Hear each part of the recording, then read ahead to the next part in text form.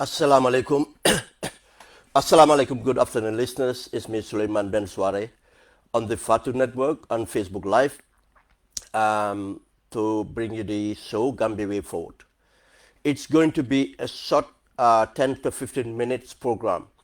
But on Friday, we're going to go into details on the allegations of corruption that engulf the Ministry of Justice, which Batambedu is the minister responsible. Assalamu alaikum mbokk yi, man la Sulayman Suwareh ñëw Facebook Live and on Fatu Radio. The indecent show the Gambia Way Forward tey the 25th of June 2020 waxtu bi den man 23 minutes past 4 si ngoon Birmingham, England. Mbokk yi waxtaan bi lu gàtta lay nekk 10 to 15 minutes ndik révélation suñ am dinañ bëgg a dem into details and su soobee yàlla ajuma dinañ ñëw dem into more details moo xam ne mooy the center of the corruption bu nekk at the Ministry of Justice at boo xam ne Batambedu moo jiite ministry bi moo tax ñu ngi hold Batambedu accountable. Mbokk yi, the importance of coming out today. This investigation have been going for weeks. So let's remember, I had a source koo xam ne is very scared of what is happening in the country. And the person take the responsibility, how sensitive these things are. And more select me to help with this investigation. And I went on to verify almost everything that have been put out here have been accurate. We have done programs on the onion scandal. We have done on the rice, and YEP came out through, and we had results out of it. And working with this source, we had information. So let's top a small program all these weeks. Mangewa the corruption or the injustice at the Injustice Ministry, nakala mu nekk catalyst to destabilize the nation. And in doing that, we have different areas to investigate. I don't have the capacity to do it all, but nañ ko systematically toppa. What happened when we open files on different aspects of the Minister of Justice? They investigate. Yesterday I touched on the prisons. I just put that there because of it's going to be expand on it. We touch on issues and we're going to expand on it because of that's the way we get information to come through for that matter. And yesterday, we were following the case about the 2 weeks ago. You don't follow the case about the dispose of the Jammeh assets. Buñ toppee that link, then you understand that there's a massive corruption and conflict of interest bu nekk in this transaction. To a magnitude boo xam ne, in fact, a portion rek lañ mën a concentrate on. Last night, bu Batambedu ñëwee at the House of Parliament, already ñun xam nañ ne Batambedu was going to resign 2 weeks ago. Xam nañ ne 2 weeks ago he's going to resign, and actually mu ngi war resign next week. The government is already notified. Adama Barrow is already been notified. Then lu tax Batambedu mu resign tey mooy démb si guddi because of bu ñoo complete suñ investigation, somebody tipped off Batambedu. Buñ tip offee Batambedu, that's why last night I made the post, my dog part of the investigation, make it a post. Because of expecting now Batambedu to preempt us.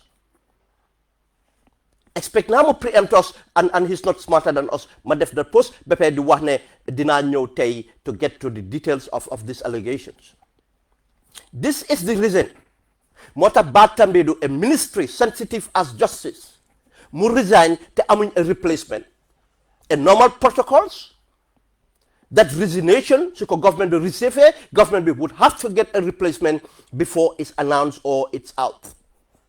But Batambedu, if I preempt, because what couldn't read my article, the condition moine, I asked for Batambedu to resign so that these allegations can be investigated and if he's found wanting.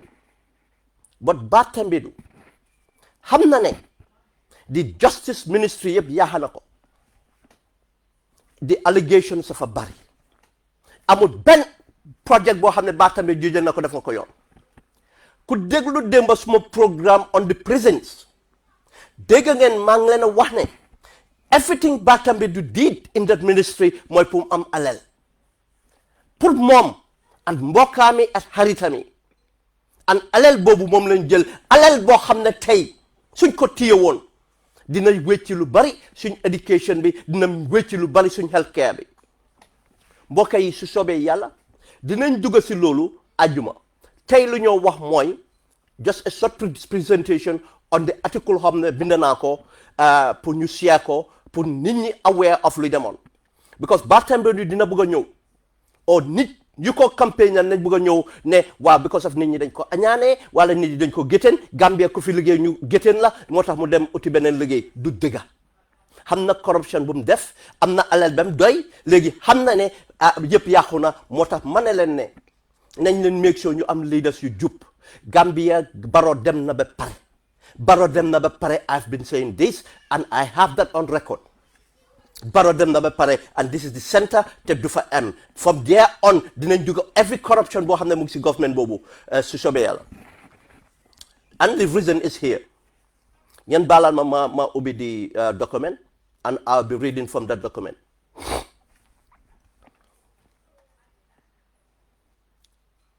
The investigation which was led by Sulayman Suwareh and the reason mooy ne the people downstairs, we have to be very careful. Legi amna ñoo xamne patriotic citizens ñu ngi within government.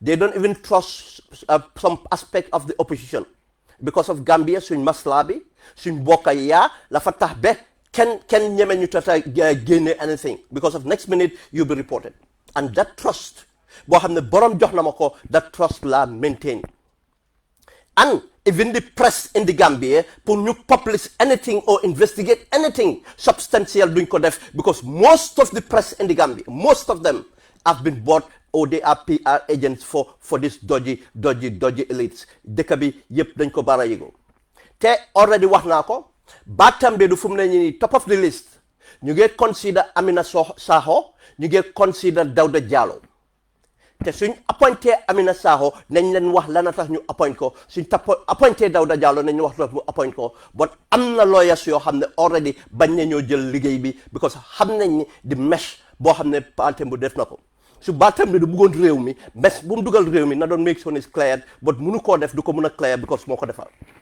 nañ leen dugal si investigation bi exposing the shady deals surrounding the 1 billion recovery from the sales of Jammeh properties.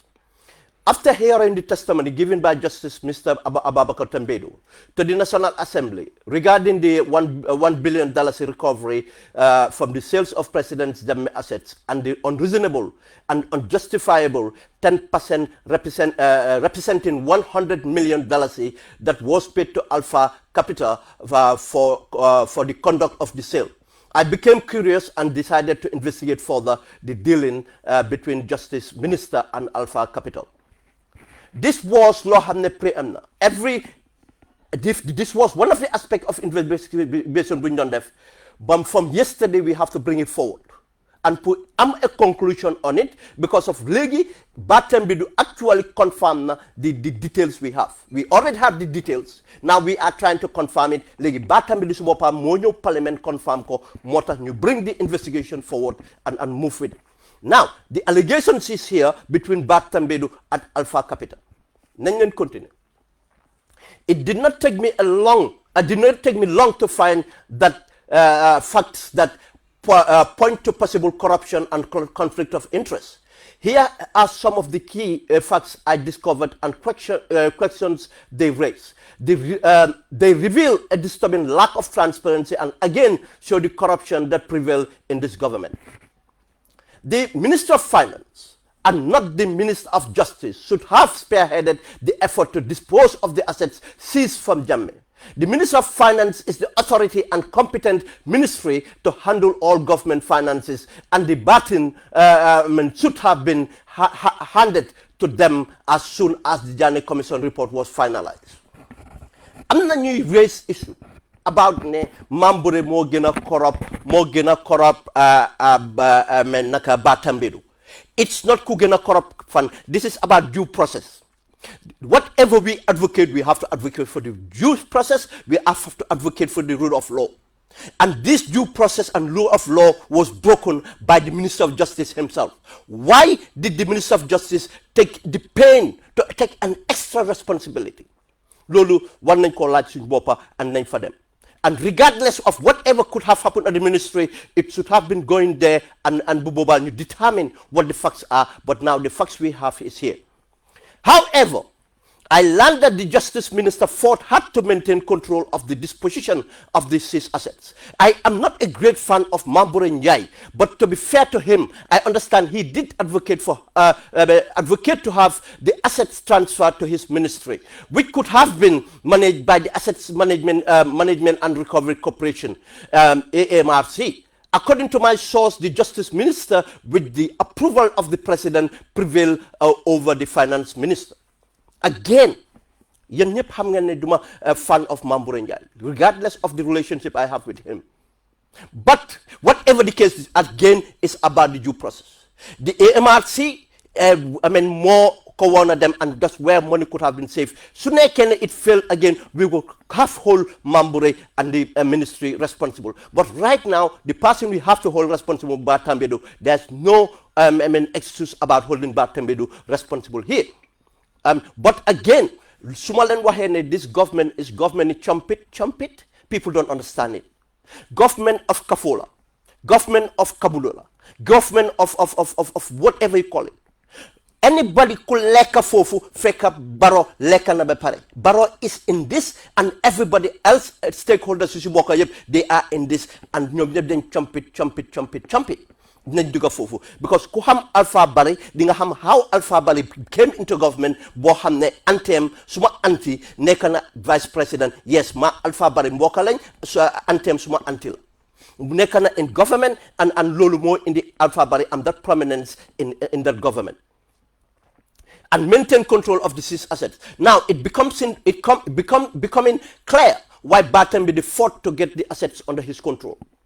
The Justice Minister appointed Alpha Capital to manage the disposal of assets for unjustified and extortionate commission of 10%.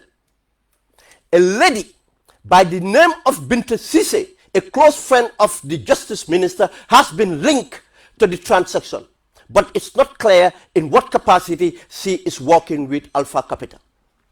Again, Alpha Capital, run by Alpha Barry, was given this contract without this contract forbidden. Legi, another person interested in this transaction, Binta Sise.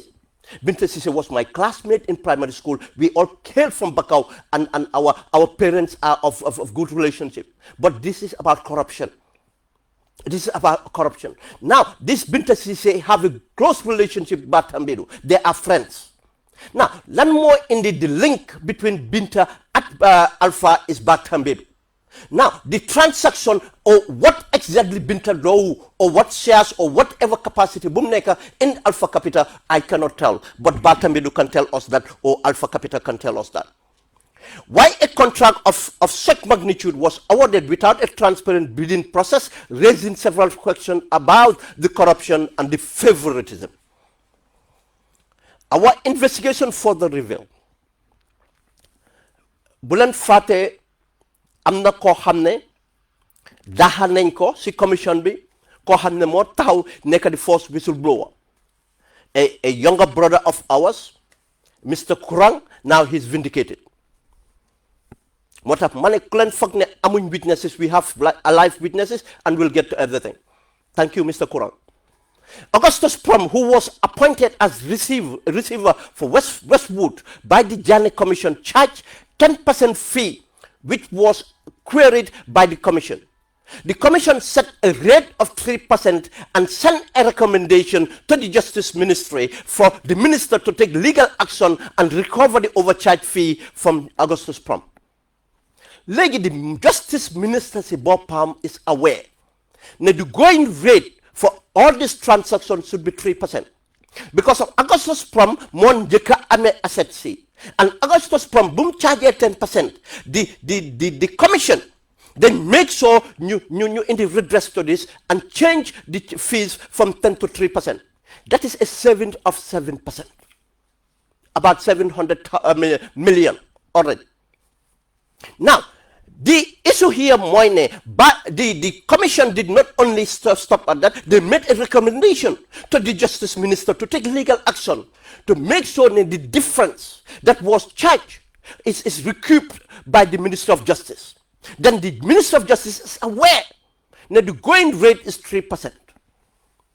The 3% is in effect became the standard rate. So therefore, paying a 10% commission to Alpha Capital on the proceeds from the sale of Jammeh assets is unjustified and extortionate. And we demand a refund of the 7% access paid. We made a demand to that. And we expect Gambians to make a demand on that. We expect the justice, the parliament to make a demand of that. And we'll get to the bottom of this. Gambians should come out and ask the government to investigate the allegations of corruption in this report and recover the unreasonable, unjustified commission from Alpha Capital. The Justice Minister should be investigated and be charged if found wanting. The government should transfer administer all future asset sales to the minister, to the Minister of Finance. This Justice Minister should resign immediately to give way to for the investigations to have integrity and to help clear his name. This was the demand.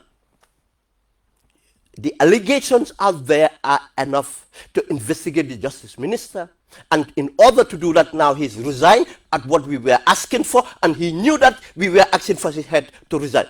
Now this government would not do that. We all know they would not do that. We make our demand.